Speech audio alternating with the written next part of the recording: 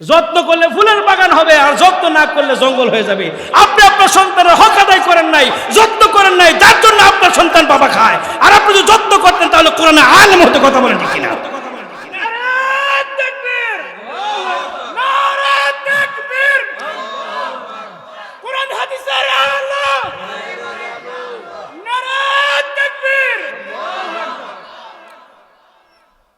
তারপরে যে শিক্ষা, ওই শিক্ষাটা হলো সন্তানকে সুশিক্ষা দেওয়া। দুনিয়ার জমিনে শিক্ষার কোনো অভাব নাই। আজকে দেখেন কত শত শিক্ষা দেওয়া হচ্ছে।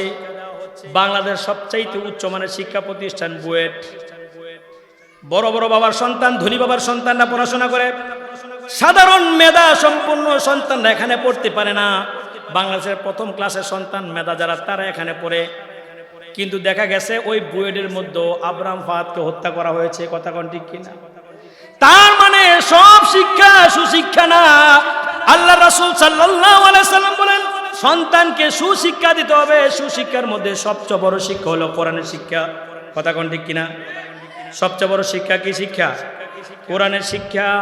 এর জন্য সর্বোপরি বলে যাব, এ সয়গাতির মুসলমানেরা, আপনারা সমাজের কমসে কম প্রত্যেক ঘর থেকে একজন করে কোরআনের শিক্ষাওয়ালা, অর্থাৎ কোরআনের আলেম বানায় যান, কোরআন দিন শিখায় যান। একজন যদি বানায় যেতে পারেন, আল্লাহর রহমত আপনার ঘরে, আপনার সমাজে আল্লাহ দান করবেন। কথা বলেন ঠিক কিনা? গুরুত্বপূর্ণ একটা বিষয়, যেটা আমাদের অত্যন্ত অতি জরুরি একটা বিষয়, যেটা আমাদের দরকার। বিষয়ের প্রতি একটু খেয়াল রাখেন। বিষয়টা হচ্ছে সন্তানের প্রতি পিতামাতার কর্তব্য, অর্থাৎ সন্তানের উপরে পিতামাতার কি হক। এই বিষয় যেহেতু আমাকে দেওয়া হয়েছে, আমি অগুছানো কিছু কথা বলার চেষ্টা করব। আগে পরে আপনারা পিতামাতার হক, দায়িত্ব এগুলো শুনছেন। আজকে সন্তানের উপর কি হক, এটা আমি কিছু বলার চেষ্টা করব। আল্লাহ আমাদের সবাইকে বুঝার তৌফিক দান করে, বলেন আমিন। আমিও চেষ্টা করব কোরআন হাদিস থেকে কিছু কথা বলার জন্য। কোরআন এবং হাদিসের মধ্যে সন্তানের উপর যতগুলো হক আছে, এক একজন এক এক সংখ্যা বলেছেন। কোন কোন মুহাদ্দিসিনে কেরাম কোরআন হাদিস থেকে রিসার্চ করে বলেছেন সন্তানের উপরে পিতামাতার হক 7টি, কেউ বলেছেন 9টি, কেউ বলেছেন 12টি। তা আমি যতটুকু জানি, ওই 7টা যে প্রথম যে 7টা, এই 7টার মধ্যে 12টা আছে। বিস্তারিত বলতে গেলে অনেক লম্বা সময় চলে যাবে। তো যে বলেছেন 10টা, এটাও সঠিক। যিনি বলেছেন 7টা, কেউ বলেছেন 7টা, এটাও কি সঠিক। আচ্ছা, আমি আপনাদের একটা মাসআলা শিখাই। বলেন তো আমাদের ওযুর ফরজ কয়টি? ওযুর ফরজ কয়টি জানেন তো সব? ওযুর ফরজ কয়টি? গুরুত্বপূর্ণ বিষয়, এটা বুঝার বিষয়। খালি যে আপনাদেরকে টাইম নামাজ করে যাবো, একটু বুঝে নেন। ওযুর ফরজ 4টি। এটা হচ্ছে মূল। আবার আমাদের কোন কোন ইমাম ওযুর ফরজ 5টাও বলছেন, কেউ 6টাও বলছেন, কেউ 7টাও বলছেন। তাহলে মূলত আমরা জানি ওযুর ফরজ কয়টি? 4টি। কেউ 5টাও বলেছেন, কেউ 6টাও বলেছেন, কেউ 7টাও বলেছেন। তাহলে বাকি 3টা কই? শোনেন, আমরা যখন ওযু করি আগে কি দুই যে 4টা ফরজ, ফরজটাই আগে শুনেন। মুখমণ্ডল ধৌত করি, তারপরে 2 হাতের কোণা সহ ধৌত করি, মাথা মাসে করি, পাও ধৌত করি। এটাই তো নিয়ম। এই নিয়মের বাইরে কেউ ওযু করেন? আসেননি কেউ? যে আগে পাও দিছেন, পরে মুখ দিছেন, তারপরে মাথা মাসে করছেন, শেষে হাত দিছেন। সিরিয়াল আছে? ঠিক সিরিয়াল ঠিক আছে? আগে পাও দিছেন, পরে মুখ দিছেন, পরে মাথা মাসে করছে, পরে হাত দিছেন। সিরিয়াল ঠিক আছে? এটাকে বলে তারতিব, ধারাবাহিকতা, সিরিয়াল ঠিক রাখা। তো ওযুর ফরজ 4টা। একটা হচ্ছে মুখমণ্ডল ধৌত করা, হাতের কোণা সহ ধোয়া, মাথা মাসে করা, পায়ের টাকনু সহ ধৌত করা। 4টা সিরিয়াল। আগে মুখ, তারপরে হাত, তারপরে কি শিখেন, তারপরে মাথা, তারপরে পা। এটা সিরিয়াল। এই হলো মূল 4টা। এক ইমাম সাহেব বলছেন 5টা ফরজ। 5 নম্বর ফরজ হচ্ছে ধারাবাহিকতা ঠিক রাখা, তারতিব ঠিক রাখা। আগে পাও ধুইবেন, পরে মাথা ধুইবেন, পরে হাত ধুইবেন। এইটা না, এটা উল্টা। সিরিয়াল ঠিক রাখা, এটা একটা ফরজ। আমরা 4টা বললেও কিন্তু সিরিয়াল অনুযায়ী কি করি? ওযু করি। তাহলে একটা চলে আসছে। আবার আরেকজন ইমাম সাহেব বলছেন এই সিরিয়ালও ঠিক রাখতে হবে, চারটাও ঠিক রাখতে হবে। তবে আগে মুখ ধুইয়া তারপরে বাড়ি থেকে ঘুরে এসে পরে হাত ধুইছেন, অর্থাৎ এক অঙ্গ ধৌত করা পরপর আরেক অঙ্গ ধৌত করা, এবং যে অঙ্গটা ধৌত করছেন এটা শুকানোর আগে আরেক অঙ্গ ধৌত করা, এটাও একটা ফরজ। আমরা তো দেরি করে করি না, পাশাপাশি এটা করি। যখন অজুতে বসি একটা না অজু করি, নাকি কেউ মুখ দিয়া বাড়িতে গেলাম নাস্তা খাইয়া পরে আবার হাত ধুইছি, এরকম হয়? তার মানে কি জানেন, এক অঙ্গ ধৌত করার পর আরেক অঙ্গ ধৌত করা, এক অঙ্গ শুকানোর আগে আরেক অঙ্গ কি ধৌত করা। একজন বলছেন এটাও ফরজ। হিসাব করে দেখলাম চারটার মধ্যে সব ফরজ আছে। এটুকু বুঝছেন? চারটার মধ্যে কি আছে? সকল ফরজ আছে। তো ঠিক যে মুহাদ্দিস বা মুফাসসির বললেন যে অজুর ফরজ সন্তানের প্রতি পিতা মাতার হক 7টা, এটাই মূল। কেউ বলছেন 10টা এটার ভিতরে আছে, কেউ বলেছেন 12টা। এর জন্য আমি আপনাদেরকে আর সংখ্যা শোনাইলাম না। যদি আমি আজকে 10টা বলি, আরেক মাপে গিয়ে শুনবেন 12টা, তাহলে বলবেন যে ওনার ওয়াজ ভুল। আজকে যদি আমি 12টা বলি, আরেকদিন গিয়ে শুনবেন 7টা, তাহলে বুঝবেন ওনারটা ভুল। মূলত এটা না, পুরাটাই ঠিক আছে। আমি ধারাবাহিকভাবে কিছু বলার চেষ্টা করব। তাহলে আমার দায়িত্ব আজকে, আমার বিষয় হচ্ছে সন্তানের উপরে পিতামাতার হক। সাবজেক্টটা বুঝছেন? সন্তানের উপরে পিতামাতার হক এবং দায়িত্ব, কর্তব্য। যতগুলো দায়িত্ব এবং কর্তব্য পিতামাতার উপরে সন্তানের কাছে আছে, তার মধ্যে 1 নাম্বার, খেয়াল করেন, তার মধ্যে 1 নাম্বার দায়িত্ব হচ্ছে, যারা বাবা আছেন তাদেরকে বলছি, 1 নাম্বার দায়িত্ব হচ্ছে আপনাকে সন্তানের মা বাড়িতে আনবেন। যারা বিয়ে করে ফেলেছে তো আলহামদুলিল্লাহ, তো ছেলেদের ক্ষেত্রে মনে রাখবেন, যাদের ছেলেদেরকে বিয়ে করে ফেলছেন তাও আলহামদুলিল্লাহ, নাতিদের ব্যাপারে খেয়াল রাখবেন। সন্তানের মাঝে বাড়িতে আনবেন, কথা বোঝা যায়? সন্তানের মাঝে বাড়িতে আনবেন। মা নির্বাচন করার ক্ষেত্রে দেখতে হবে ওই মাটা দিনদারিতা অর্জন করছে কিনা, মাটা দিনদার কিনা, কথা কোন ঠিক কিনা। এটা হচ্ছে 1 নম্বর শর্ত। সন্তানকে বিবাহ করার ক্ষেত্রে আপনার 4টা জিনিস খেয়াল রাখতে হবে। কয়টা জিনিস? এক সাহাবী ডাক দিয়া কয়, নবীজি আমি বিবাহ করব, কেমন মেয়ে বিবাহ করব? আল্লাহ রাসূল সাল্লাল্লাহু আলাইহি সাল্লাম 4টা কথা বলছেন। কয়টা কথা? 1 নাম্বার, তুমি যে মেয়েকে বিবাহ করবা তার সৌন্দর্য, তার রূপ দেখবা। 2 নাম্বার, তার বংশ পরিচয় দেখবা। 3 নাম্বার, তার শিক্ষাগত যোগ্যতা দেখবা। 4 নাম্বার, তুমি তার দিনদারিতা দেখবা। কয়টা হলো? আল্লাহ রাসূল বলেন, সাহাবী শুনো, এই 4টার মধ্যে তার সৌন্দর্য পাইলা না, শিক্ষাগত যোগ্যতাও পাইলা না, তার বংশ পরিচয় ভালো পাইলা না, তাহলে কোনটা পাইলা? কয় দিনদারিতা পাইলা। আল্লাহ রাসূল বলেন 3টার দরকার নাই, দিনদারিতা যার মধ্যে আছে ওই মেয়েটাকেই তুমি তোমার সন্তানের মা বানায় ফেলো। সুবহানাল্লাহ। আমাদের সমাজে ছেলেকে বিবাহ করা এই 4টা, এই 1 নম্বর যেটা নবীদের যেটাকে অগ্রাধিকার দেওয়ার কথা বলছেন, আমাদের সমাজে এটাকে অগ্রাধিকার দেয় না, বরঞ্চ তার রূপ, তার অর্থ সম্পদ এইগুলো দেখে। কথা কোন ঠিক কিনা? আমি কি ভুল বললাম? আবার এই লোকটাই যখন বাড়িতে একটা গাভী কেনার জন্য যাবে, কারণ রমজান মাস, দুধ খাইতে হবে গরুর, এখন একটা গাভী কেনার জন্য যাবে, বয়োজ্যেষ্ঠ মানুষ চিন্তা করছে একটা গরু কিনি, এটার দুধ খামো আর কিছু বিক্রি করবো, আমার চা পানির টাকা হয়ে যাবে। যখন গরু কেনার জন্য যায়, গাভী কেনার জন্য যায়, তখন গাভী দেখার আগে কয় এই গাভীর মা কয় কেজি দুধ দিছে। ওর মা অর্থাৎ এই গাভীর নানি, তার মায়ের মা, এই মাটা কেমন ছিল এইটা পর্যন্ত খেয়াল করে। কথা কোন ঠিক কিনা? বাজার থেকে ইলিশ মাছ কিনবে বা ট্যাংরা মাছ কিনবে, দেশি মাছ কিনবে, পকেটে টাকা আছে, দেখবে 10 দোকান দেখে ভালো মাছ কিনে এই লোকটাই। কথা কোন ঠিক কিনা? অথচ সে যখন মা নির্বাচন করবে, সন্তানের মা নির্বাচন করবে, এই লোকটা গাই কেনার সময় ওই গায়ের মার মা কেমন ছিল এটা নির্বাচন করে দেখে, কিন্তু যখন সন্তানের মা বাড়িতে আনবে, এই সন্তানের মা যে হবে সে কেমন হবে, তার মা কেমন, তার নানি কেমন, এইগুলো দেখে না, তার মধ্যে দিনদারিতা আছে কিনা এইগুলো দেখে না। এই শুধুমাত্র দেখে মেয়ের বাপের অর্থনৈতিক অবস্থা কেমন। কথা কোন ঠিক কিনা? আমি কি ভুল বললাম? একটু চিন্তা করে দেখেন। এর জন্য নবীজি বলেছেন, ও দুনিয়ার সন্তানেরা শুনো, যখন তোমরা তোমাদের সন্তানের মা নির্বাচন করবা, ওই মাটা যেন দিনদারিতা অর্জন করছে, দিনদারিতাকে প্রাধান্য দিবা। আর যখন মেয়ের বাবা তার মেয়েকে বিবাহ দেয়, আল্লাহ রাসূল বলেছেন মেয়েকে যখন বিবাহ দিবা, তখন চিন্তা করবা পাত্র যেন সৎ পাত্র হয়। কি পাত্র হয়? সৎ পাত্র হয়। আমাদের সমাজের লোকেরা সৎ পাত্র বিচারে না, দেখে ছেলের এখন যদি মেয়েটা একটু ভালো হয়, লেখাপড়া একটু করছে, তখন দেখে ছেলের সরকারি চাকরি আছে কিনা। কথা কি বললাম?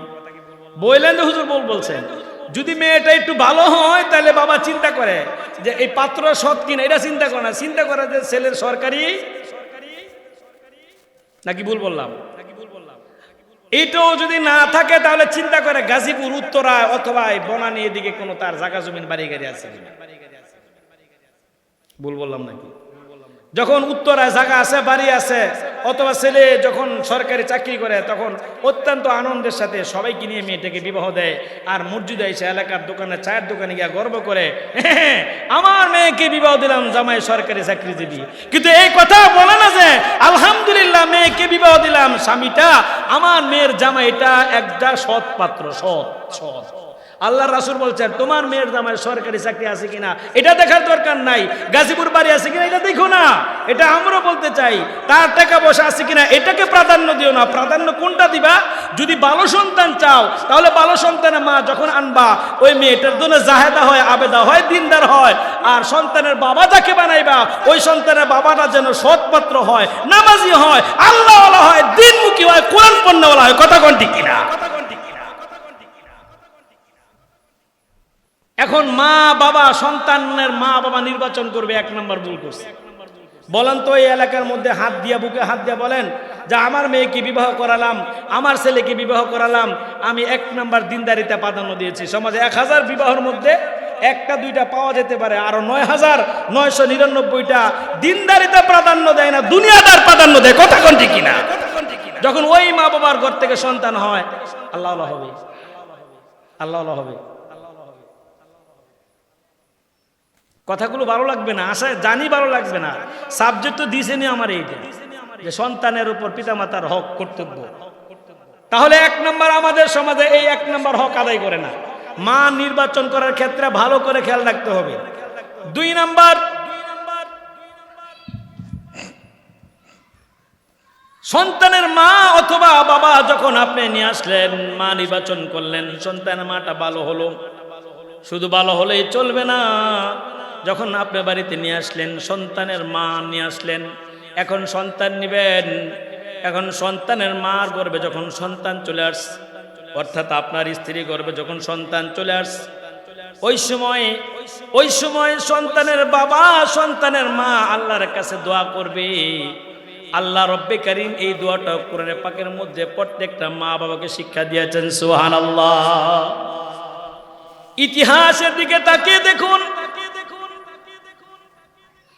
আমার আপনার পিতা, জাতির পিতা হযরত ইব্রাহিম আলাইহিস সালাতু ওয়াস সালাম,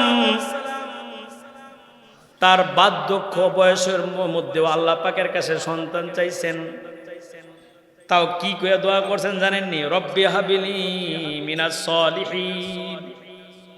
নেক সন্তান চাইছেন, সলেহ সন্তান চাইছেন। আল্লাহ রব্বে কারীম পৃথিবীর সকল মা বাবাকে শিক্ষা দিলেন, এ দুনিয়ার মা বাবারা শুনো, তোমাদের স্ত্রী গর্ভে যখন সন্তান আসবে, মা তোমার গর্ভে যখন সন্তান আসবে, তখন দোয়াটা তুমি করবা, রব্বানা হাবলানা মিন আজওয়াজিনা ওয়া যুররিয়াতিনা কুররাতা আ'য়ুন ওয়াজআলনা লিল মুত্তাকিনা ইমামা। আল্লাহ রাব্বে কারীম কোরআন পাকের মধ্যে পৃথিবীর মা বাবাকে বলে দিতেছেন, এ দুনিয়ার জমিনের আমার বান্দা বান্দিরা শোনো, তোমার স্ত্রী গর্ভে যখন সন্তান আসবে, অথবা স্ত্রী শোনো, যখন তোমার গর্ভে সন্তান আসবে, তখন তোমরা মিলে আমি আল্লাহ পাকের দরবারে দোয়া করবা। কি দোয়াটা আল্লাহ রাব্বে কারীম কোরআনে পাকের মধ্যে শিখাই দিলেন, রব্বানা হাবলানা মিন আজওয়াজিনা ওয়া যুররিয়াতিনা কুররাতা আ'য়ুন ওয়াজআলনা লিল মুত্তাকিনা ইমামা ওয়াজআলনা লিল মুত্তাকিনা ইমামা। আল্লাহু আকবার বলেন। আল্লাহ রব্বে কারীম দুনিয়ার মা বাবাকে শিক্ষা দিলেন, দুনিয়ার মা বাবারা তোমাদের সন্তানের উপরে তোমাদের 2 নাম্বার দায়িত্ব হলো, তোমরা আমি আল্লাহর কাছে দোয়া করবা, রব্বানা আমাদের রব কে? সবাই বলে রব কে? সন্তান দেওয়ার মালিক কে? আর জোরে বলেন সন্তান দেওয়ার মালিক কে? আল্লাহ রব্বে কারীম বলেন, বান্দারা শুনো, আমি আল্লাহ রব্বে কারীম আমার ইচ্ছা, এটা আমার ক্ষমতা, আমার ইচ্ছা আমি ছেলে দেই। এটা কার ইচ্ছা? আমার ইচ্ছা আমি আল্লাহ মেয়ে দেই, আমি আল্লাহর ইচ্ছা এটা আমার, আমি ছেলেও দেই মেয়েও দেই। আবার আমার ইচ্ছা আমি ছেলে মেয়ে একটাও দেই না। এটা কার ক্ষমতা? জোরে বলেন কার? আর জোরে বলেন কার? আল্লাহ রব্বে কারীম ডাক দিয়ে বলেন, এ দুনিয়ার মুসলমানেরা, আমার বান্দারা শুনো, তোমাদের স্ত্রী গর্ভে যখন সন্তান আসবে দোয়া করবা, রব্বানা হাবলানা মিন আজওয়াজিনা ওয়া যুররিয়াতিনা কুররাতা আ'য়ুনিন ওয়াজআলনা লিল মুত্তাকিনা ইমামা। আল্লাহ পাক বলেন, তোমরা দোয়া করবা, আল্লাহ এই যে আমার স্ত্রী গর্ভে তুমি যে সন্তান দান করলা, এটা যেন মা বাবা সমাজের চক্ষু শীতলকারী সন্তান হয়, মা বাবার চক্ষু শীতলকারী সন্তান হয়। অর্থাৎ আল্লাহ পাকের দরবারে বলবো, আল্লাহ এই যে আমার সন্তান আপনি দিলেন, এটা আমার নয়নের মণি, এটা আমার আদরের দুলাল, আমার সন্তান দিনের বাইরে চলে না, সমাজের ইমাম হয়। সুবহানাল্লাহ বলেন। ইমাম মানে শুধু মসজিদের ইমাম না, ইমাম মানে হলো নেতা, সমাজের উজ্জ্বল নক্ষত্র হয়। নেতা মানে বর্তমান এই দেশের এরকম ফাঁসি নেতা না, নেতা মানে হচ্ছে সকল দিনের কাজে আগায়া থাকবে, দিনের কাজে নেতৃত্ব দিবে, আল্লাহর কোরআনের দাওয়াত দিবে, আল্লাহর দিনের পথে চলবে, মানুষকে আহ্বান করবে, এরকম নেক যেন হয়। এই দোয়াটা বেশি বেশি করবা। এটা কে বলেছেন? আর জোরে বলেন কে বলেছেন? এ দুনিয়ার বাবারা, যারা বাবা আছেন একটু চিন্তা করেন, কয়দিন এই দোয়াটা করছেন? তাহলে 2 নাম্বার হক তো আপনি সন্তানের উপর আদায় করেন নাই।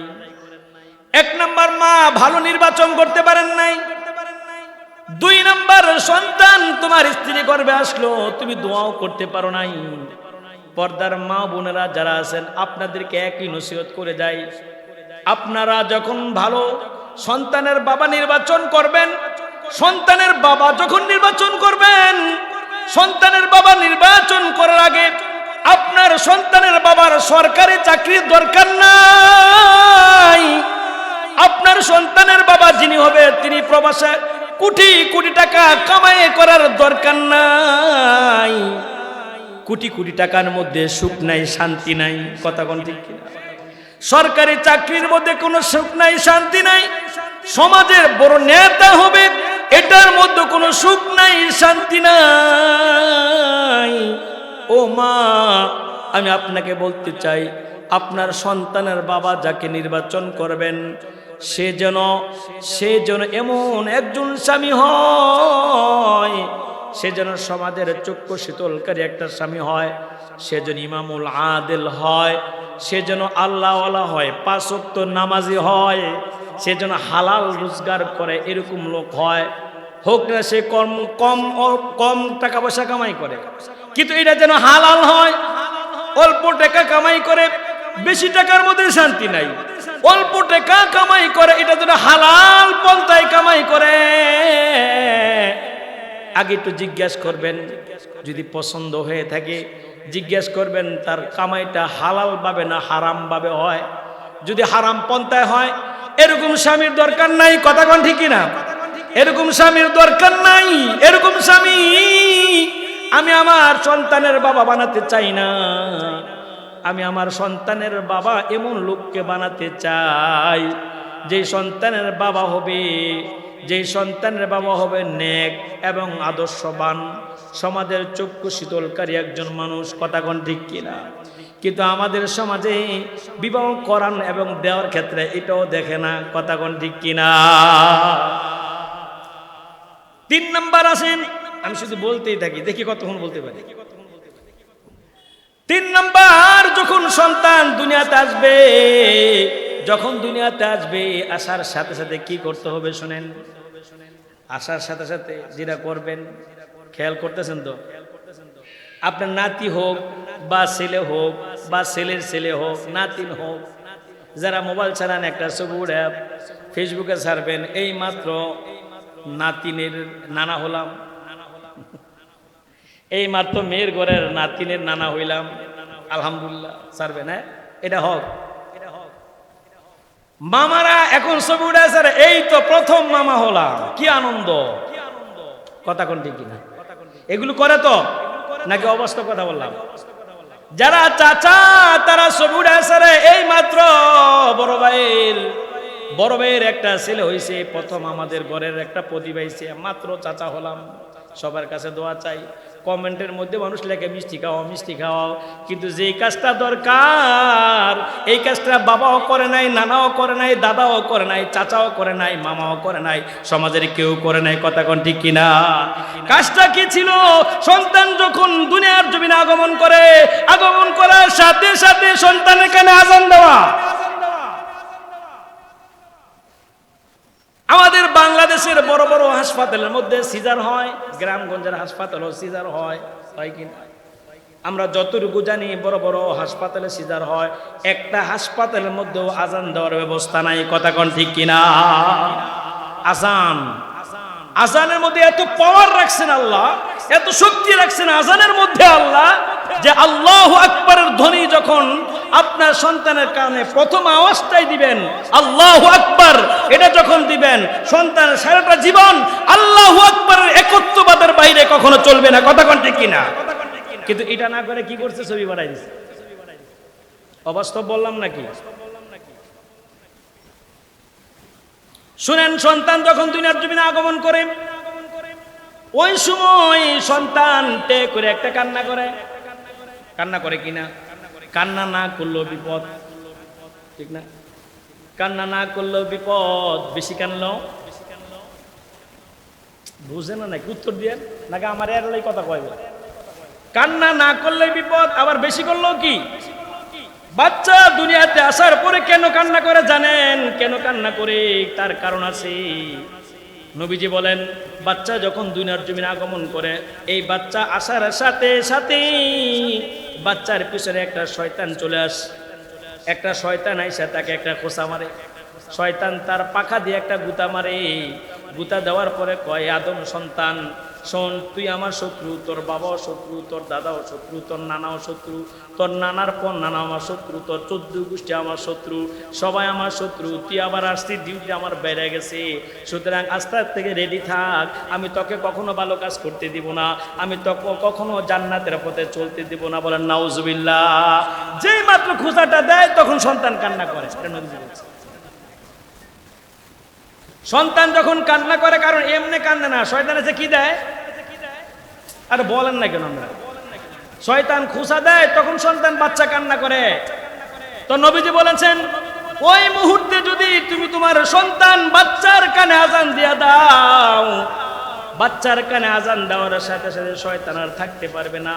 এই আযানটা দেওয়ার মানেটা হচ্ছে, বাচ্চাকে বলো, এ নাতি আমার, কলিজার টুকার সন্তান আমার, ভাতিজা আমার, মামা আমার, যার যেটাই লাগুক, তার কানে আওয়াজ দিয়ে আপনি এটাই বুঝাবেন। তুমি টেনশন করো না, চিন্তা করো না, শয়তান তোমার কাছে থাকলো, শয়তান তোমার সাথে পারবে না, পারবে না। তোমার কাছে আজকে মেসেজ পৌঁছাই দিলাম, তুমি সাক্ষ্য দাও, তুমি বলো আল্লাহু আকবার। বলেন না আল্লাহু আকবার। আযানের প্রথম দলিলটা কি? বলেন, আযানের প্রথম শব্দটা কি? আল্লাহু আকবার। অর্থাৎ বাচ্চার কানে আযান দাও, মেসেজ দাও আল্লাহু আকবার। আল্লাহ সবচেয়ে বড়, আল্লাহ সবচেয়ে বড়। বলেন না আল্লাহু আকবার। সুতরাং এ সন্তান, বাচ্চা, তুই ভয় পেও না। তোমাকে শয়তান হতে পারে খোঁচা দিছে, কিন্তু কিছু হবে না, কারণ আল্লাহ সবচেয়ে বড়। আমাদেরকে সাহায্য করবেন কে? আমাদের সাথে কে আছেন? এক সাহাবী ডাক দেখো হুজুর, এই যে নবজাত সন্তানের সাথে একটা শয়তান নিযুক্ত হয়ে যায়,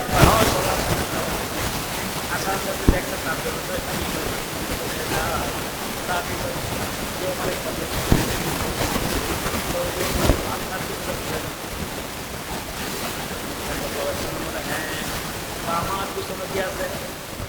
তো সে আপনার অসহসা দেয়, হ্যাঁ দিব। এখন কি খবর? পয়গম্বর মুহাম্মদুর রাসূলুল্লাহ সাল্লাল্লাহু আলাইহি সাল্লাম কয়, আমাকে যে শয়তান আমার পিছনে থাকতো এখন তার শয়তান না, সে তো অবাক করে কালেমা পড়ে মুসলমান হয়ে গেছে। সুবহানাল্লাহ। সুবহানাল্লাহ বললেন না আপনারা? জোরে কোন না সুবহানাল্লাহ? চিন্তা কর, আপনি বানাইছেন কোনোদিন মুসলমান শয়তানকে? কেউ বানাইছেন? এমন একজন নবীর উম্মত যে নবীদের কাছে শয়তান এসে কি হয়ে যায়? শয়তান এসে কি হয়ে যায়? সুবহানাল্লাহ বলবেন না? আজান এটা সন্তানের কানে দিতে হবে, কারণ আজানের মধ্যে এত পাওয়ার, এত শক্তি, পৃথিবীর জমিনে এত শক্তি আর কোথাও নাই। সমাজের মসজিদের মাইকে যখন সকাল সন্ধ্যায় 5 বার আজান হয়, কখনো কখনো দেখবেন আজান দেওয়ার সাথে সাথে আশেপাশের যত কুকুর আছে, কোনো কুকুর কিন্তু তখন গেউ করে কিনা আপনারা শোনেন নাই? কেন করে জানেন? কারণ যখন আজানের ধ্বনি আসে, যতটুকু পর্যন্ত আজানের আওয়াজ যায় ততটুকু পর্যন্ত শয়তান থাকতে পারে না, পালায়ন করে। কুকুরও শয়তানকে দেখে ফেলে। কুকুর যখন শয়তানকে দেখে ফেলে তখন কুকুর নিজে শয়তানকে তাড়া দেয়, ধাওয়া দেয়। তখন এই কুকুর গেউ গেউ করে আওয়াজ করে। তার মানে আজান যেখানে থাকে শয়তান সেখানে থাকতে পারে। আমাদের দেশের মুসলমানরা সন্তান হলে আজান দেয় না, একামত দেয় না, ফেসবুকে ছবি ছাড়ে।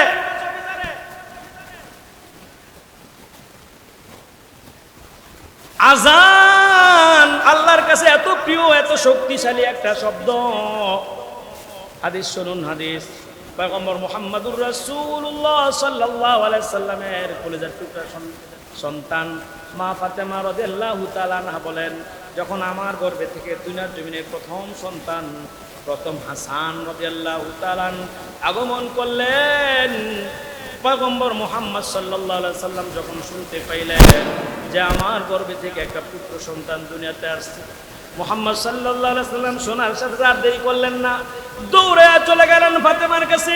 শুধু কাকবির সামনে দাঁড়ায়া আল্লাহর নবীজি ডাক দিয়ে কই, ফাতেমা রে, তোমার গর্ভে থেকে কে আসছে? মেহমানটা আমাকে দাও, মেহমানটা আমাকে দাও। পয়গম্বরকে যখন তার হাতে, বরকতময় হাতে যখন হযরত হাসান রাদিয়াল্লাহু তাআলা আনহুকে দেওয়া হলো, আমার আপনার নবীজি, কথা বুঝতেছেন, আমার আপনার নবীজি হযরত হাসানকে এইভাবে দুটো হাত দিয়ে নিয়ে বুকের মাঝখানে রাখলেন। এখন নানা আর নাতি একসাথে হয়ে গেছেন। সুবহানাল্লাহ। নানা যখন নাতিকে নিলেন, নিয়ে আদর করতেছেন, সর্বপ্রথম হাসান রাদিয়াল্লাহু তাআলা আনহুর কানের মধ্যে নবীজি স্বয়ং আজানের ধ্বনি শোনাই দিলেন। কি আওয়াজ দিলেন? আল্লাহু আকবার, আল্লাহু আকবার। সন্তানের কানে মেসেজ দিলেন, আল্লাহ সবচেয়ে বড়, আল্লাহ সবচেয়ে বড়। আশহাদু আল্লা ইলাহা ইল্লাল্লাহ। এবং সন্তানের কানে মেসেজটা দিয়ে দেওয়া, সাক্ষ্য দিচ্ছি আল্লাহ ছাড়া কোনো কি নাই, আল্লাহ ছাড়া কোনো মাবুদ নাই। এই সাক্ষ্য একবার দুইবার যখন তার কানে দেয়, তারপরে শব্দটাই আশহাদু আন্না মুহাম্মাদুর রাসূলুল্লাহ, অর্থাৎ সাক্ষ্য দিচ্ছি মুহাম্মাদুর রাসূলুল্লাহ সাল্লাল্লাহু আলাইহি ওয়াসাল্লাম আল্লাহ তাআলার বান্দা এবং রাসূল। এই কথাগুলো সন্তানের কানে মেসেজগুলো দেওয়া, যে বাচ্চা দুনিয়ার জমিনে আসার পরেই প্রথম শব্দটাই তার কানে আওয়াজ, আল্লাহ সবচেয়ে বড়। এই বান্দা দুনিয়ার জমিনে কোনোদিন আল্লাহর বাইরে অন্য কাজ করবে না, কথা কোন ঠিক কিনা? তারপরে কি সাক্ষ্য দিচ্ছে আল্লাহ ছাড়া কোনো মাবুদ। তখন সে আল্লাহকে বাদ দিয়া কখনো হায়াতের জিন্দেগিতে বাচ্চা গায়রুল্লাহকে রব বইলা মাইনা নিবে না। কখনো আল্লাহকে বাদ দিয়ে ক্ষুধার্তই হবে না, এই সন্তানটা আল্লাহর হাকিকে এবং গোলাম হয়ে যাবে। কথা কোন ঠিক কিনা? আশহাদু আন্না মুহাম্মাদার রাসূলুল্লাহ, আশহাদু আন্না মুহাম্মাদার রাসূলুল্লাহ। এই মেসেজটা যখন সন্তানের কানে আপনি দিবেন, তার মানে মুহাম্মাদুর রাসূলুল্লাহ সাল্লাল্লাহু আলাইহি সাল্লাম আল্লাহ তাআলার রাসূল। এই বান্দা দুনিয়াতে এসে এই কথা বলবে না যে আমাদের নবী শেষ নবী না, আরো নবী আছে, অর্থাৎ সন্তান কাদিয়ানি হবে না। কথা কোন ঠিক কিনা? তাহলে আমাদের সমাজে কয়জনে সন্তানের 3 নাম্বার হকটা আদায় করছে চিন্তা করেন। তখন তো কেউ কেউ বাবারা তখন ফোন করে টেলিফোন করে কয়ে দেয় যে আমি 10 বছর পরে ছেলের বাবা হইছি, কয় না? শ্বশুর বাড়ি জানায় দেয়, নানির বাড়ি জানায় দেয়, বোনের বাড়ি খবর কয়ে দেয়, তোদের ভাগ্নি হইছে। কথা কোন না কেন? আর সবাই দ্রুত আসে মিষ্টি খাওয়ার জন্য, মিষ্টি খাওয়ার জন্য, কিন্তু সন্তানের যে দায়িত্বটা ছিল ওইটা কেউ পালন করে না। এরকম সন্তান দুনিয়াতে আসছে, মা বাবা তার আত্মীয় স্বজন কেউ আজান দেয় নাই, এরকম সন্তান আছে না নাই? যার কানে প্রথম আজান যায় নাই, আজান দেয় নাই, তাহলে সে ফজর আর জোহর আসর মাগরিব এশার সময় মসজিদে আসবে না, এটাই তো স্বাভাবিক। কথা কোন ঠিক কিনা? কারণ তার কাছে প্রথম আওয়াজ তো আর এটা আল্লাহু আকবার আওয়াজ যায় নাই, তাহলে মসজিদে আজান তার কাছে কেমনে ভালো লাগবে? তখন সে বলবে যে মসজিদে আজান খদ্দের আওয়াজের চাইতে বেশি জঘন্য হয় আমার কাছে। নাউজুবিল্লাহ বলেন। বাংলাদেশে তথাকথিত একজন নাস্তিক সে বলে যে বাংলাদেশের মসজিদে আজান দেয় এগুলো বেশ্যার আওয়াজের চাইতে খারাপ লাগে। আর জোরে কোন নাউজুবিল্লাহ। কারণ তার জন্মের পরে আল্লাহ তার কানের মধ্যে তার বাপ মা আজান দেয় নাই। কথা কয় ঠিক কিনা? যার কানে জন্মের পর আজান একামত গেছে সে কখনো আজানের বিরুদ্ধে কথা বলতে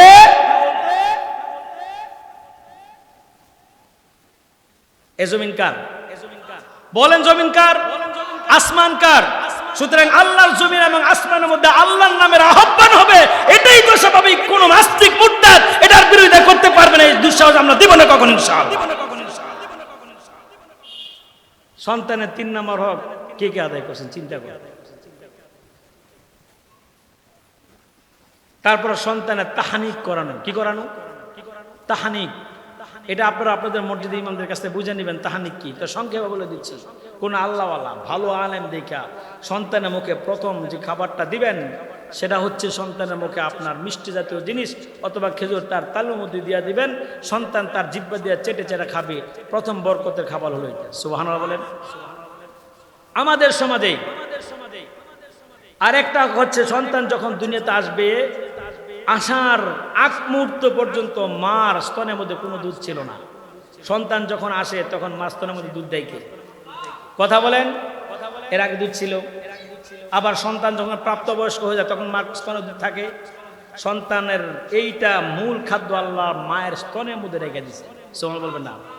এর জন্য মা তার খাদ্য তার স্তনের দুধটা সন্তানের মুখে লাগানো, স্তনের মধ্যে দিয়া দুধ খাওয়ানো দুঃখের বিষয়, অত্যন্ত পরিতাপের বিষয়। এখন বর্তমান, আগে ছিল না, আগে আমাদের মা চাষিরা এটা করত, সন্তানদেরকে পর্যাপ্ত দুধ খাওয়াতো।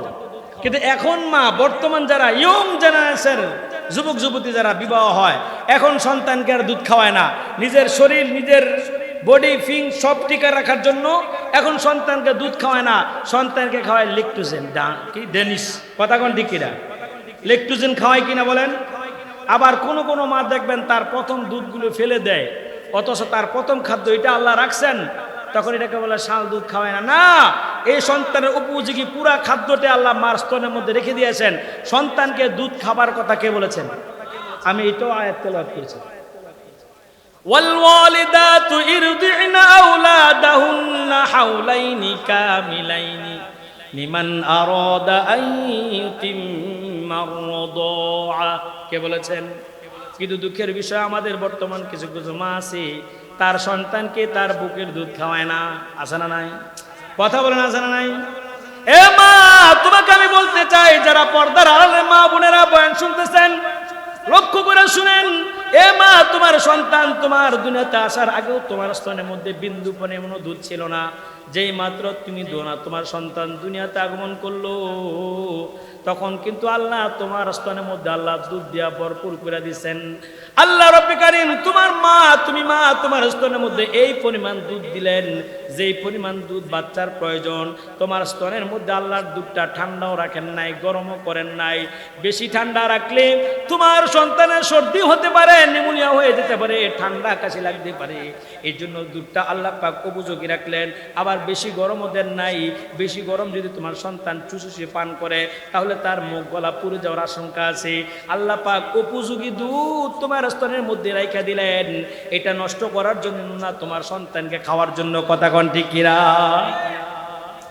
শুধু তাই না, তোমার সন্তান তোমার স্তনকে এটাই তো নিয়ম করে দিয়েছেন, এই সন্তান যখন দুধ পান করবে তোমার স্তন থেকে এই পরিমাণ দুধ আল্লাহ বের করবেন। বেশিও বের করবেন না, কমও বের করবেন না। এটা কে করেছেন? হাদিসের মধ্যে আসছে, মুহাদ্দিসিনে কেরাম বলেন, প্রতিটা মার স্তনের মধ্যে দুধ শুধু আল্লাহ দেন না, ওই স্তনের উপরের অংশের মধ্যে সূক্ষ্ম সূক্ষ্ম ছোট্ট ছোট্ট 32টা ছিদ্র আল্লাহ করে দিয়েছেন। এই 32টা ছিদ্র বিশিষ্ট একটা স্তন যখন সন্তান তার মুখের মধ্যে নিয়ে টান দেয়, এই পরিমাণ আল্লাহ দুধ বের করে দেন। যেই পরিমাণ দুধ সন্তান তার ডুব দিয়া গলা দিয়া গিলতে পারবে, পান করতে পারবে। বেশিও দেন না, কমও দেন না। এটা কে করেছেন? সুবহানাল্লাহ বলবেন না?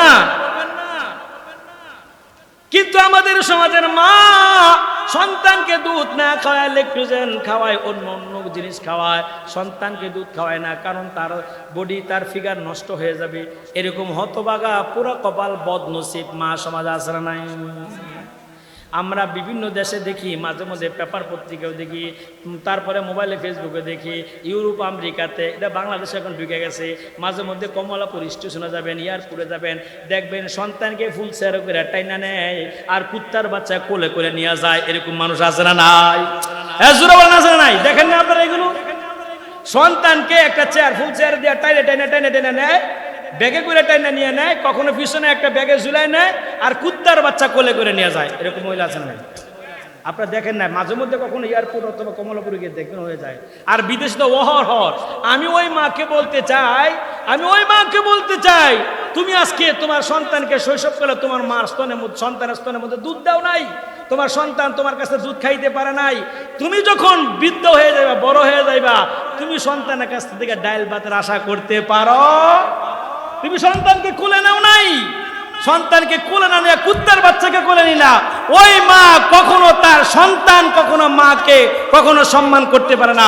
ওই সন্তানও আরেকটা কুত্তার বাচ্চাকে সম্মান করবে। কথা বলেন ঠিক কিনা? এর জন্য সন্তানকে মা যারা আছেন শুনেন, এটা আপনার হক। সন্তানের উপরে সন্তানকে দুধ খাওয়াবেন, কারণ আপনার এই স্তনের মধ্যে, বুকের মধ্যে দুধটা রিজার্ভ করছেন কে? এটা আপনার বাবাও রাখে নাই, কে দিয়েছেন?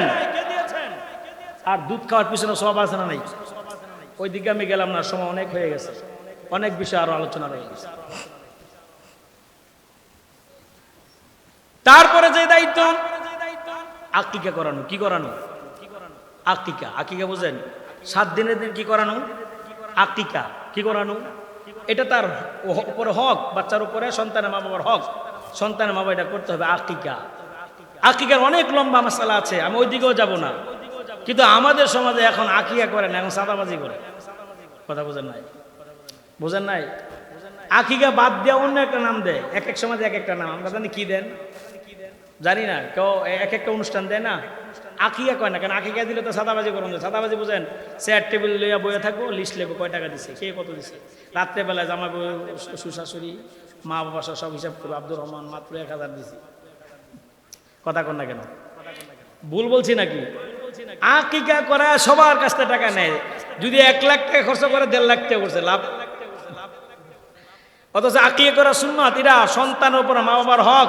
আকিকা করানো 7 দিনের দিন আকিকা করানো। 7 দিনের দিন কি করানো? আকিকা করানো। যদি সম্ভব না হয় তাহলে 14 দিনের দিন, তাও যদি সম্ভব না হয় 21 দিনের দিন, এও যদি সম্ভব না হয় যত দ্রুত সম্ভব আকিকা তার নামে করানো। এটারও অনেক লম্বা ফজিলত আছে, ওইদিকে আমি যাচ্ছি না। তো আকিকা করাইতে হবে। মাঝে মধ্যে আকিকার দাওয়াত তো আমরাও পাই, হুজুরা যদি ইমামতি করে আমাদেরকেও দাওয়াত দেয়, আমরা যাই, কখন আকিকার মধ্যে যাই, তখন দেখি যে খাবারের এক পাশে বিশাল চেয়ার টেবিল নিয়ে একটা জগ বা গ্লাস বড় ডাম নিয়ে বসে থাকে, পুরোটা বইরা তারপরে বাড়িতে যায়। আছে না নাই? এটা আবার কোন আকিকা? আমাদের সমাজে এরকম হয় না? আকিকা করাবেন, এই সাদাবাজি করবেন না। আল্লাহ আমাদের সবাইকে বুঝার তৌফিক দান করেন। তারপরে আসেন বাচ্চার নাম রাখা। কি রাখা? নাম। আরে এই নাম নিয়েই দেশে সব ঝামেলা। কত ঝামেলা জানেন? নাম নিয়ে যে কত ঝামেলা। নাম, বাচ্চার মানুষ এখন নাম রাখে আনকমন নাম। আনকমন নাম বুঝেন? হুজুর এরকম নাম দিবেন, সমাজে আছে তো এরকম নাম দি, কখনো হুজুরদের কাছে যায়, এটা গ্রামগঞ্জে হয়, শহরে খুব কম হয়। হুজুর এরকম নাম দিবেন যেটা আনকমন নাম, যেটা এলাকার কারো নাম নাই। আরে আব্দুর রহমান, আব্দুল সাত্তার, কত সুন্দর নাম। হুজুর এইগুলো না, নতুন নাম, ডিজিটাল নাম। কয় কি নাম? শুনেন একটা হাদিস শুনেন। নবীজির কাছে এক লোক আইসা কয়, হুজুর পেরেশানি আর টেনশন কিছুই ভালো লাগে না, সবসময় পেরেশানির মধ্যে থাকি, টেনশনের মধ্যে থাকি। নবীজি চিন্তা করে, কারণ কি? তুমি কি আমল করো না? হ্যাঁ সব ঠিক আছে, তারপরে পেরেশানির মধ্যে থাকো, কারণ কি? কয় হুজুর বুঝি না, আসছি তো আপনার কাছে এর জন্যই, যদি একটা ফু দিয়ে দিতেন তাহলে পেরেশানি দূর হয়ে যেত। সব পেরেশানি ফুয়ের দ্বারা হয় না। এই আপনারা বুঝতেছেন কথা? সব পেরেশানি ফুয়ের দ্বারা হয় না। নবীজি চিন্তা করলেন, তার এত পেরেশানি কেন, সে চিন্তাগ্রস্ত কেন থাকে, কারণটা কি? নবীজি জিজ্ঞেস করলেন, তোমার নাম কি? এই লোকটার নাম বলে বলে, হুজুর আমার নাম মাহজুন। নবীজি কয়, পাইছি, তোমার টেনশনের কারণ কি? কারণ তোমার নাম মাহজুন। মাহজুন মানে হলো চিন্তাগ্রস্ত, পেরেশানগ্রস্ত। এই নামের অর্থই তো এইটা। নাম যেহেতু তোমার উপরে এটা রাখছে, তা তুমি তো টেনশনগ্রস্তই থাকবা। আল্লাহর নবীজি বলেন, কারণ হলো এটাই, তুমি কেন পেরেশান থাকো? কারণ তোমার নাম মাহজুন। কয় না, নবীজি বলেন, আজকে থেকে তোমার নামটা আমি পরিবর্তন করে তোমার নাম রেখে দিলাম মাহরু, তোমার নাম পরিবর্তন করে তোমার নাম রেখে দিলাম মাহরুম। সুবহানাল্লাহ বলেন। অর্থাৎ শান্তিগত, আরামদায়ক যেটা, সেটা হলো তোমার নাম। আল্লাহর নবীজি যেখানে যাইতেন উল্টা পাল্টা দেখলে নাম চেঞ্জ করে দিতেন, এই নাম চলবে না। যেমন নবীজি সাল্লাল্লাহু আলাইহি ওয়াসাল্লাম মক্কা থেকে মদিনায় গেছেন, মদিনায় যাওয়ার আগে তখন মদিনার নাম কি ছিল জানেন আপনারা? ইয়াসরিব। কি ছিল? শুনেন না এটা? মদিনার আগের নাম ছিল ইয়াসরিব। নবীজি মক্কা থেকে মদিনায় গিয়ে দেখেন মদিনার নাম ইয়াসরিব, মানে যুদ্ধগ্রস্ত এলাকা, সবসময় যুদ্ধ থাকবে। নবীজি বলেন যে এই শহরের নাম ইয়াসরিব হতে পারে না, তাহলে কি হয়? নবীজি বলেন, আমি এই শহরের নাম দিলাম মদিনা। সুবহানাল্লাহ বলবেন না? আর জোরে করেন না সুবহানাল্লাহ।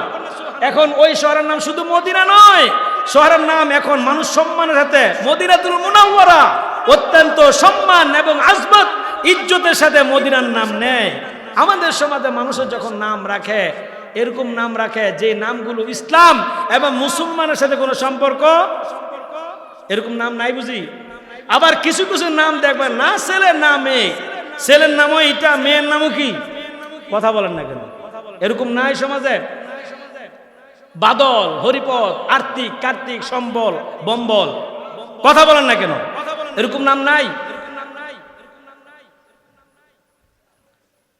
এর জন্য নামের ক্ষেত্রে খুব সতর্ক হওয়া লাগে। একটা হাদিস শুনুন, হযরত ওমর ইবনে খাত্তাব রাদিয়াল্লাহু তাআলা জামানাটা ওমরের জামানায় উল্টাপাল্টা করার সাহস পৃথিবীর কারো ছিল না। কারণ খলিফা তো ওমর, যে ওমর যারা দেখলে শয়তান পথ পরিবর্তন করত। সুবহানাল্লাহ বলেন। এমন শাসক তো আমাদের দেশে দরকার, কথা কোন ঠিক কিনা? যে শাসক যে রাস্তা দিয়ে চলবে, কোনো প্রশাসন পটকের দরকার নাই, যে শাসকের চেহারা দেখলে বাতিলটা থরথর করে কাঁপে, কথা কোন ঠিক কিনা? একমাত্র এরকম শাসক তারাই পারবে যাদের ভিতরে আল্লাহর কোরআন আছে, কথা বল ঠিক কিনা?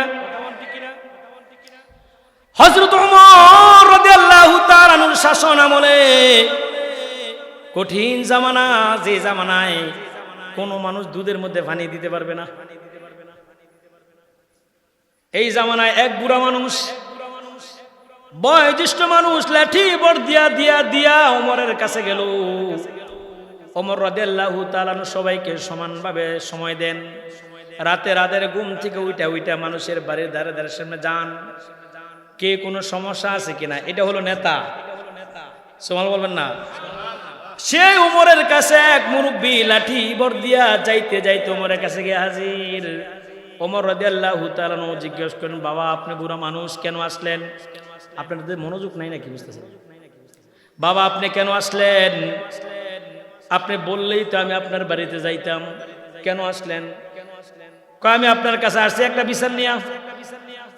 কি বিচার আপনার? কয় একটা বিচার। কয় বিচার কি? কয় আমার সন্তান তো আমার কথা শোনে না, আমার সন্তানের বউ আমার কথা শোনে না, আমাদের সন্তান আমাদের খাবারের ব্যবস্থা করে না, দেখাশোনা করে না, এক কথায় সন্তান আমাদের কোনো হকই আদায় করে না।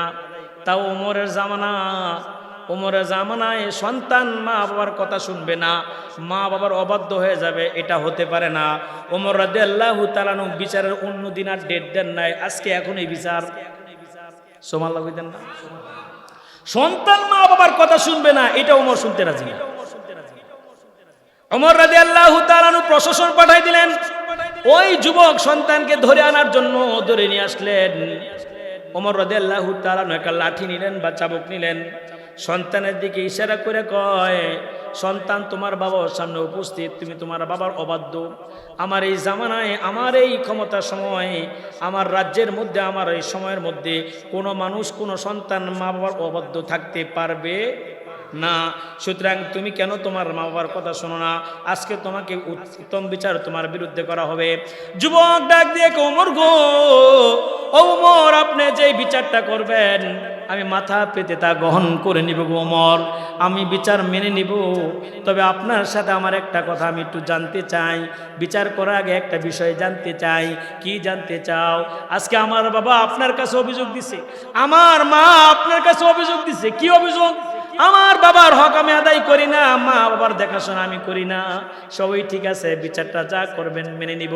তো আমি জানতে চাই, মা বাবার হকটা তো শুনলাম, এখন জানতে চাই সন্তানের উপরে মা বাবার কি দায়িত্ব, হক এটা জানতে চাই। ওমর রাদিয়াল্লাহু তাআলা তিনটা কথা বলছেন। কয়টা কথা বলছেন? তিনটা কথা বলছেন। ওমর রাদিয়াল্লাহু তাআলা তিনটা বললেন, তার মধ্যে এক নাম্বার বললেন সন্তানকে সুশিক্ষা দেওয়া। কি দেওয়া? সুশিক্ষা দেওয়া। কয়টা হয়েছে? 2 নাম্বার, সন্তানকে সুশিক্ষা যখন দিবেন না এর আগে সন্তানের একটা নাম রাখা। 2 নাম্বার সুশিক্ষা দেওয়া। 3 নাম্বার বললেন সৎপাত্রে কন্যাদান করা, অথবা পাত্রকে যখন বিবাহ করাবেন কন্যাটা যেন ওইরকম সেই হয়, অর্থাৎ দিনদারিতা হয়, প্রাধান্য দেওয়া।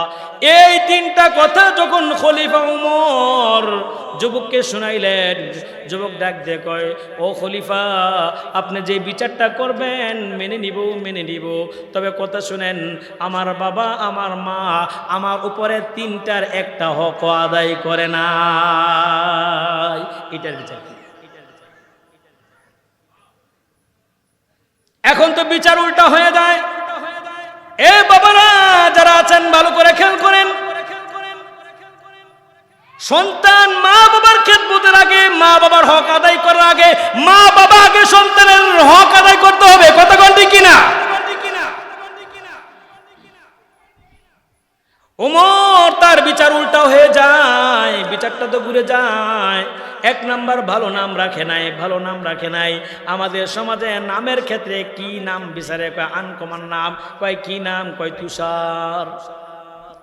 নাই? আমার চাকরির জীবনের প্রথম লম্বা সময় যে এলাকায় চাকরি করছি, নামগুলি চিনবেন, কালীগঞ্জের ভিতরে নাম রাখার একটা অনুষ্ঠানে, মানে ওই যে আকিকার অনুষ্ঠানে গেলাম। হুজুর নাম রাখেন। হুজুর মানুষ বিসমিল্লাহ আপনার নাম রাখেন। আমি বলছি কি নাম রাখবো? তো আমি সুন্দর একটা নাম রাখছি। তখন হুজুর এটা না, তার আগে পরে তার ভাই আছে, বোন আছে, মিলায় নাম রাখেন। বাবার নাম এই, মার নাম এই, তার ছোট বোনের নাম এই, তার বড় বোনের নাম এই, বড় ভাইয়ের নাম এই, এখন মিলায় একটা রাখেন। বেকায়দা পড়ে গেলাম। এখন জিজ্ঞাসা করলাম তার বোনের নাম কি? কয় বোনের নাম বর্ষা। বোনের নাম কি? বর্ষা। কি নাম? তারপরে ভাইয়ের নাম কি? তারপর ভাইয়ের নাম হচ্ছে তুষার। বোনের নাম যদি বর্ষা হয়, ভাইয়ের নাম কি? তুষার। তাহলে শুধু রয়েছে এখন যে বোন হয়েছে এটার নামরা, তাহলে এটার নাম অটোমেটিকটি একটা এবারে কি কয় ছিল গুণিজর। ঠিক না? কথা ঠিক কিনা বলেন? বর্ষা আছে, তুষার আছে, তাহলে রয়েছে তুফান আর গুণিজর। এইগুলো আমরা মুসলমানের নাম রাখি। কথা কোন ঠিক কিনা? আমার এতটুকু মনে আছে, আমার ছাত্র জীবনে এক হুজুর ঢাকাতে যখন পড়ে, হুজুর ওনার এক মুসল্লি আছে, হুজুর বাচ্চার নাম রাখেন। তো নাম রাখছে হুজুর আমার আগে পরে বাচ্চার নাম শুনেন কি নাম তো একটা নাম তারু মানে সম্মত অন্য নাম ছিল তো সংক্ষেপে রাখে তারু পরেরটার নাম কি পরের নাম হুজুর বারু এতটুকু মনে আছে এখন 3 নাম্বার নামটা রাখেন আনকমন নাম তো হুজুরে কয় 3 নাম্বারটার নাম প্রথম নাম তারু না দ্বিতীয়টার নাম ফারু প্রথম নাম তারু দ্বিতীয়টার নাম ফারু এখন হুজুর যেমনি হোক এতটুকু মনে আছে হুজুর নাম রাখেন 2টা নাম তো বললাম মিলায় রাখবেন এখন হুজুরে কয় পরেরটার নাম গরু পরেরটার নাম কি মিলছে না কয় না হুজুর মিলা কয় এসব মিল পাই না মুসলমানের নাম তারু ফারু তারপরে গরু কথা কোন না কেন মিলায় রাখতে হবে তো ইসলামের মধ্যে তারু ফারু আসেনি কথা বলেন না কেন কোন মুসলমানের নাম আর্থিক বম্বল হরিপদ কার্তিক এগুলো আসেনি কিন্তু আমাদের মুসলমানের নাম রাখে কিনা এগুলো কথা কোন না কেন স্বপন কি মুসলমানের নাম রাখে না একটু চিন্তা করে না আনকমন নাম চাই যেই নাম এলাকার মধ্যে কারো নাই তখন লোক হুজুর আমার সাথে মস্কারি করেন কিনা আমার সাথে আমরা মস্কারি করেন কয় না ভাই মস্কারি করবো কেন যে নাম রাখছেন তার সাথে মিলাই রাখতে হবে ইসলামী নাম আমি তো পাই না ইসলামী নাম তারু আর ফারু তাহলে গরু তো এ হচ্ছে আমাদের মুসলমানদের নামের অবস্থা সন্তানের উপরে পিতা মাতার একটা হক হচ্ছে তার কি রাখা কথা বলেন না কেন এইবার মনে মনে চিন্তা করেন আপনার ছেলে মেয়ে নাতি পুতিদের নাম কি আছে হুজুর কিন্তু প্রথম বলছিলেন আব্দুর রহমান কয় না হুজুর এটা তো পুরান নাম এটা কি নাম পুরান নাম নতুন নাম এখন মাঝে মধ্যে এরকম নাম রাখে দাদা নানি নানায় এরা বাচ্চাদের নাম কই দেন না মুখ ভেঙে যায় ভুল বললাম নাকি এখন বাচ্চাদের নাম আর ডাকতে পারে না বাচ্চাদের নাম ডাকতে পারে ওই যে মুখ দিয়ে আসে না এমন নাম যেটা মুসলমানের নাম না কাফেরদের নাম বুঝার কোনো কায়দা নাই কথা কোন ঠিক কিনা তাহলে আপনি আপনার বাচ্চার নামটার ক্ষেত্রে হক আদায় করেন নাই তাহলে বড় হয়ে কি করে সন্তানের কাছ থেকে ভালো কিছু আশা করেন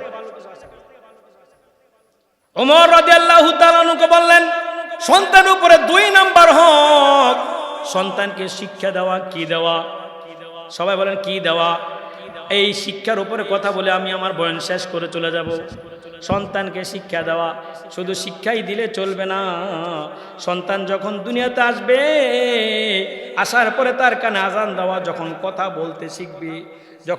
বলতে শিখবে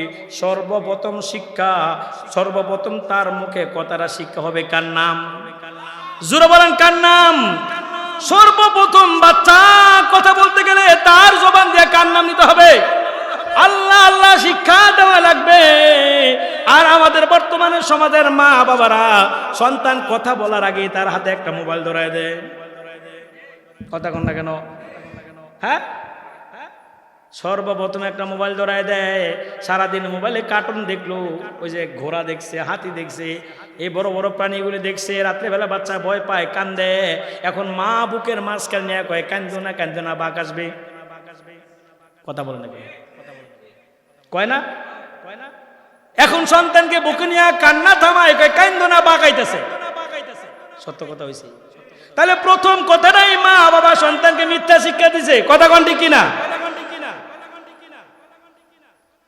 সন্তান যখন কান্না করে তার হাতে মোবাইল না দিয়া কোরআন তেলাওয়াত দিয়ে দিতেন তাহলে এই সন্তান অবশ্যই কোরআন শিখতো কথা কোন ঠিক কিনা খালি আব্দুল কাদের জিলানীর ইতিহাস পড়েন আব্দুল কাদের জিলানীর ইতিহাস শুনা চোখের পানিগুলো ফেলেন আব্দুল কাদের জিলানী রহমাতুল্লাহ মা বাবার ইতিহাস পড়ে দেখেন তাদের হাতে তারা মোবাইল দেয় নাই বরঞ্চ আব্দুল কাদের জিলানী রহমাতুল্লাহ মা যখন তার সন্তান যখন গর্ভে ছিল তখন তিনির মা তখন কোরআন তেলাওয়াত করছেন এটার বরকতি আল্লাহ আব্দুল কাদের জিলানীকে আল্লাহ দান করেছেন কথা কোন ঠিক কিনা আপনি আপনার পেটে সন্তান আসার পরে মোবাইল দেখছেন টিভি দেখছেন সিনেমায় দেখছেন আজ থেকে অনেক বছর আগে মনে আছে ছোটবেলায় ওই যে ফল আছে সিনেমার হল আছিল না এতটুকু আমার মনে আছে সিনেমার হলের ভিতরে এক মহিলার বাচ্চা হয়ে গেছে কি করবেন আলহামদুলিল্লাহ করবেন নাউজুবিল্লাহ করবেন সিনেমার হলের ভিতরে বাচ্চা হয়ে গেছে শোনেন না আপনারা আমার স্পষ্ট মনে আছে বাড়ি কই আমি চিনি এই লোকটাকে এখনো চিনি তার স্ত্রী গর্ভে থেকে বাচ্চা হয়েছে সিনেমার হলে তার মানে বাচ্চা হওয়ার আগে আগে সিনেমা দেখতে নিয়ে গেছে স্ত্রী কথা কোন না কেন কি হকটা আদায় করছে এখন বাচ্চা যখন হয়েছে 2 দিন পরে তো মারা গেছে আবার সমাজের কিছু কিছু বাবা আছে সন্তান ছোট বলতে জানে দেখতে বুঝে সন্তানের মেধাটা কিন্তু ছোটবেলায় একেবারে কাদামাটি কথা কোন ঠিক কিনা কাদা মাটি দিয়ে আপনি ইচ্ছে করলে পাতিল বানাইতে পারবেন, ইচ্ছে করলে এটা দিয়ে ঢাকনা বানাইতে পারবেন, ইচ্ছে করলে এটা দিয়ে পুতুলও বানাইতে পারবেন, আবার ইচ্ছে করলে এটা দিয়ে একটা ব্যাঙ বানাইতে পারবেন। কথা কোন ঠিক কিনা? ঠিক সন্তানের মেধাটা তো একবারে কাদা মাটি, যা ইচ্ছা তাই বানাইতে পারবেন। বাবা এখন ডাক দিয়া কি কয়, সন্তানের এই কাদা সম্পূর্ণ মাথা এই সামনে বাচ্চার সামনে বাবা এখন মাঝে মধ্যে বিড়ি খায়। কথা কোন ঠিক কিনা? কি শিক্ষাটা দিচ্ছে? সন্তানের সামনে বাবা বিড়ি খায়, সন্তানের সামনে নানা বিড়ি খায়, দাদা বিড়ি খায়। পুরা কপাল দাদা নানা বাবা আছে না নাই? কথা কি ভুল বললাম নাকি? এই সন্তান যখন দেখে যায় হায় বাবাও টানে, দাদাও টানে, নানাও টানে, বড় ভাইও টানে, এটা জানি কত মজা। কথা কন না কেন? এটা জানি কত মজা। সন্তান যখন এইভাবে দেখে টানে, একদিন তো হঠাৎ করে বাবা ডাক দেয়, কয় বাবা রে, কয় আমি অসুস্থ শুয়ে রয়েছি, তুই একটু ধরাইলে হয়েছে। যখন সন্তানকে ধরাইতে দেয়, সন্তান দৌড়া দৌড়ে বাবা তো এইভাবে ধরছে, এইভাবে ধরছে, সন্তান খায় না। কি জানি মজা, কি জানি, কারণ বাচ্চারা তো বারবার জানতে চায়, সওয়াল করে, প্রশ্ন করে না? বাবা এটা কি? 3 বার উত্তর দেওয়ার পর 6 বার জিজ্ঞাসা করে কি। এখন সন্তান কয় এটা জানি কত মজা, কারণ এটা তো খাইছে না, সব খাইছে, চিপস খাইছে, জুস খাইছে, কিন্তু এরা কথা বলে না কেন? এইটা তো খায় না, এটা জানি কত মজা। 3 দিন, 1 দিন, 2 দিন, 3 দিন, 4 দিন যখন বাবারা ধরাই নিয়ে দেয়, 4 দিনের দিন মাথায় যখন সন্তান চিপার মধ্যে ঘরের 4 দিনের দিন সন্তান ঘরের চিপার মধ্যে গিয়ে একটা টান দিছে, এরকম হয় কিনা? 4 দিনের মধ্যে যখন চিপায় গিয়ে একটা টান দিছে, এই সন্তান সর্বপ্রথম খাওয়াটা শিখছে বাবার কাছ থেকে। এই সন্তান ছোটবেলায় বিড়ি খাওয়া শিখছে, বড় হওয়ার পরে বাবা খাওয়ার সম্ভাবনা আছে না নাই? জোরে বলেন আছে না নাই? আজকে আমাদের সমাজ বাবা ইয়াবা গাজায় ভরপুর হয়ে গেছে। সমাজের একটা সমাজও বাদ নাই এলাকার যে সমাজের মধ্যে নেশাখোর নাই। কথা কোন ঠিক কিনা? কথা বলেন ঠিক কিনা? কারণ এই সন্তান ছোটবেলা থেকে বাবা খাইতো না, ছোটবেলা থেকে ইয়াবা খাইতো না। এখন যখন কোনো না কোনো ভাবে ভাইয়ের কাছ থেকে, বন্ধুর কাছ থেকে, বাবার কাছ থেকে, দাদার কাছ থেকে বিড়ি খাওয়া দেখছে, ওই দেখাটা থেকে সে খাইছে, বিড়ি খাওয়াতে সে বাবা খাওয়া শিখছে। কথা কোন ঠিক কিনা? ঢাকাতে আমি তারাবির নামাজ পড়াই।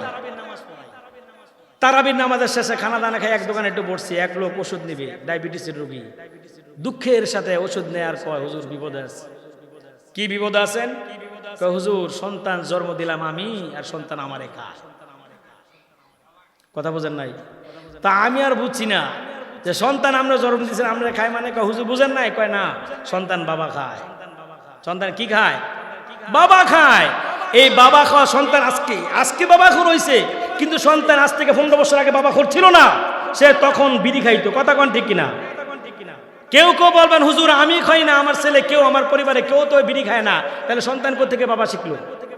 এরকম যদি কেউ থাকেন তাকে বলতে চাই, সন্তানকে আপনি খান নাই, বাড়ি কেউ খায় নাই, সন্তান এমন পরিবেশ আপনি দিয়েছেন, যেই পরিবেশটা ছিল বাবাখোরের পরিবেশ, যেই পরিবেশটা ছিল বিড়িখোরের পরিবেশ, ওই পরিবেশে গিয়ে আপনার সন্তান নষ্ট হয়ে গেছে। কথা কোন ঠিক কিনা? ফুলের বাগান এমনি হয় না, এই ফুলের বাগানের পিছনে পরিচর্যা করতে হয়, সময় দিতে হয়, তারপরে ফুলের বাগান হয়। কথা কোন ঠিক কিনা? আপনার সন্তানকে ওইভাবে সময় দেন নাই। যদি ফুলের বাগান বানাতে চান, সন্তানের চরিত্র ফুলের মতো করতে চান, তার পিছনে সময় দেওয়া দরকার ছিল। যেহেতু তার পিছনে আপনি সময় দেন নাই, ছেড়ে দিয়েছেন, এখন আপনার সন্তান আমালেকা জঙ্গল হয়ে গেছে। কথা কোন ঠিক কিনা? আমালেকা জঙ্গল কোনো মানুষ আবাদ করছে? এটা এমনি হয়েছে, ঠিক না? আমাদের বাংলাদেশ সবচেয়ে বড় জঙ্গল হচ্ছে সুন্দরবন জঙ্গল। এটা অযত্ন হয়ে গেছে, কেউ এটা পরিচর্যা করতে হয় নাই। কিন্তু ফুলের বাগান করতে গেলে পরিচর্যার দরকার আছে না নাই? যত্নের দরকার আছে না নাই? যত্ন করলে ফুলের বাগান হবে, আর যত্ন না করলে জঙ্গল হয়ে যাবে। আপনি আপনার সন্তানের হক আদায় করেন নাই, যত্ন করেন নাই, যার জন্য আপনার সন্তান বাবা খায়। আর আপনি যদি যত্ন করতেন তাহলে কোরআনে আলেম হতে। কথা বলেন ঠিক কিনা?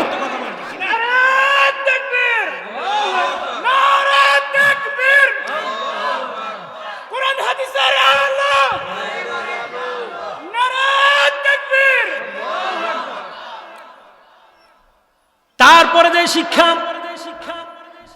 ওই শিক্ষাটা হলো সন্তানকে সুশিক্ষা দেওয়া। দুনিয়ার জমিনে শিক্ষার কোনো অভাব নাই। আজকে দেখেন কত শত শিক্ষা দেওয়া হচ্ছে। বাংলাদেশ সবচাইতে উচ্চমানের শিক্ষা প্রতিষ্ঠান বুয়েট। বড় বড় বাবার সন্তান, ধনী বাবার সন্তানরা পড়াশোনা করে, সাধারণ মেধা সম্পূর্ণ সন্তানরা এখানে পড়তে পারে না। বাংলাদেশের প্রথম ক্লাসের সন্তান মেধা যারা, তারা এখানে পড়ে। কিন্তু দেখা গেছে ওই বুয়েটের মধ্যে আব্রাহাম ফাহাদকে হত্যা করা হয়েছে, কথা কোন ঠিক কিনা? তার মানে সব শিক্ষা সুশিক্ষা না। আল্লাহ রাসূল সাল্লাল্লাহু আলাইহি সাল্লাম বলেন সন্তানকে সুশিক্ষা দিতে হবে। সুশিক্ষার মধ্যে সবচেয়ে বড় শিক্ষা হলো কোরআনের শিক্ষা, কথা কোন ঠিক কিনা? সবচেয়ে বড় শিক্ষা কি শিক্ষা? কোরআনের শিক্ষা। এর জন্য সর্বোপরি বলে যাব, এ ছয়ঘাতির মুসলমানেরা, আপনারা সমাজের কমসে কম প্রত্যেক ঘর থেকে একজন করে কোরআনের শিক্ষাওয়ালা অর্থাৎ কোরআনের আলেম বানায় যান, কোরআন দিন শিখায় যান। একজন যদি বানায় যেতে পারেন, আল্লাহর রহমত আপনার ঘরে আপনার সমাজ আল্লাহ দান করবেন, কথা বলেন ঠিক কিনা? সর্বোপরি যে ঘটনা আমি আপনাদেরকে একটা শোনাতে চাই, সারা পৃথিবী ভ্রমণ করেছেন, গোটা দুনিয়া ভ্রমণ করেছেন বিশ্ব পর্যটক আল্লামা ইবনে বতুতা রহমাতুল্লাহ আলাইহি, সারা পৃথিবী ভ্রমণ করেছেন, আমাদের বাংলাদেশেও আসছেন। ভ্রমণ করতে করতে করতে করতে একদিন চলে গেলেন মালদ্বীপ। মালদ্বীপ কোন দ্বীপ গেলেন? মালদ্বীপ চতুর্পাশে সাগর বেষ্টিত একটা দ্বীপ, যার নাম মালদ্বীপ। ইবনে বতুতা রহমাতুল্লাহ আলাইহি ওনার সফরনামা ইবনে বতুতার মধ্যে ঘটনাটা উল্লেখ করেছেন। তিনি মালদ্বীপে গিয়ে দেখেন এমন একটা সাগর বেষ্টিত একটা দ্বীপ, ছোট্ট একটা দ্বীপ মালদ্বীপের। ওই মালদ্বীপের জমিনের মধ্যে সকাল সন্ধ্যায় দৈনিক 5 বার 5 ওয়াক্ত আজানের ধ্বনি শোনা যায়।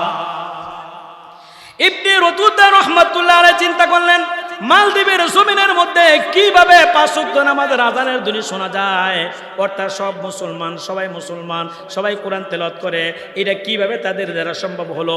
এলাকার প্রবীণ মুরব্বীদেরকে জিজ্ঞেস করলেন, আলেমদেরকে জিজ্ঞেস করলেন, সবাই একটা তথ্য দিল। ইবনে বতুতা, আপনি শুনেন, এত বছর আগে আরব থেকে একটি বাণিজ্যিক কাফেলা লঞ্চ করে বা জাহাজ করে, স্টিমার করে এই আমাদের সাগর দিয়ে আসতেছিল। শত শত যাত্রী নিয়ে আনন্দ কাফেলা বিনোদন করতেছিল, ডিজে পার্টি, তারা ডিজে বাজা আসতেছিল। আমাদের সমাজে হয় কিনা? শীতলক্ষা নদীর মাঝে মধ্যে বর্ষা সিজনে দেখবেন, তারপর বেলায় বিলে দেখবেন এলাকার যুব সমাজরা তারা ডিজে পার্টি বাজার গান কয়, তারপরে ট্রলার দিয়ে ভ্রমণ করে, হয় কিনা? কথা বলেন, হয় কিনা? ঠিক এরকম একটা পার্টি তারা যখন সমুদ্র সৈকত দিয়া যাচ্ছিল, ওই জাহাজের মধ্যে সবাই আনন্দ বিনোদন করতেছে। জাহাজের এক প্রান্তে একজন যুবক, মাত্র 13-14 বছর, একজন ছোট বাচ্চা। এই ছেলেটা আনন্দ বিনোদন করে না। সবাই তাকে জিজ্ঞেস করে, অল্প বয়স, তুমি তো আমাদের সাথে আনন্দ করতে পারো। ছেলেটা ডাক দিয়ে কয়, না, এই আনন্দ আসল আনন্দ নয়। এই আনন্দ এই জায়গায় আমরা করতে পারবো না, কারণ যে জায়গার মধ্যে আছে নিচে পানি, উপরে আসমান, আল্লাহ না করুক কোনো কিছু হয়ে গেলে আল্লাহ ছাড়া আমাদের হেফাজতকারী কেউ নাই। এই আনন্দ বিনোদন বন্ধ করো। ছোট বাচ্চার কথা কেউ শোনে না, সবাই যার যার মধ্যে আনন্দ করতে লাগলো। আর ছেলেটা লঞ্চের অপর প্রান্তে বসে বসে কান্না শুরু করে দিচ্ছে। একটা পর্যায়ে দেখা গেল আকাশটা মেঘাচ্ছন্ন হয়ে গেছে, প্রচন্ড বাতাস শুরু হয়ে গেল। সাগর থেকে উত্তাল তরঙ্গমালার ঢেউ, বড় বড় ঢেউ আসতে লাগলো। হঠাৎ করে উপর থেকে বৃষ্টি পড়তে লাগলো আর ঢেউ আসতে লাগলো। যখন এই অবস্থা দেখলো, সবার আনন্দ বিনোদন, গান বাজনা, ডিজে পার্টি সব বন্ধ হয়ে গেল। সবাই কয় বাঁচাও বাঁচাও, সবাই কয় বাঁচাও বাঁচাও, বাঁচাবে কে? সবাই বলেন বাঁচাবে কে? এবার কান্নাকাটি শুরু করে দিল। সবাই কান্দে আর কান্দে। ওই ছেলেটা আর কান্দে না, তার কান্না বন্ধ হয়ে গেছে। ছেলেটা তাদেরকে বলে, আগেই তো বলেছিলাম যেন পরিবর্তন হয়ে যান, বন্ধ করে দেন, এখন কেন কান্দেন? আল্লাহর উপর তাওয়াক্কুল করেন। কে কার কথা শুনে কান্নাকাটি শুরু করে দিল, বাঁচাও বাঁচাও। একটা পর্যায়ে ঢেউর কবলে পড়ে জাহাজটা পানির তলে চলে যায়, সকল প্যাসেঞ্জার পানির তলে চলে যায়, মরে যায়। ওই ছেলেটা এইভাবে যখন দেখতেছে আর সাঁতার কাটতেছে, হঠাৎ করে তার চোখের সামনে ধরার মতো একটা তক্তা চলে আসছে। সুবহানাল্লাহ, আরো জোরে কর না সুবহানাল্লাহ। ওই ছেলেটার চোখের সামনে একটা তক্তা চলে আসছে। ওই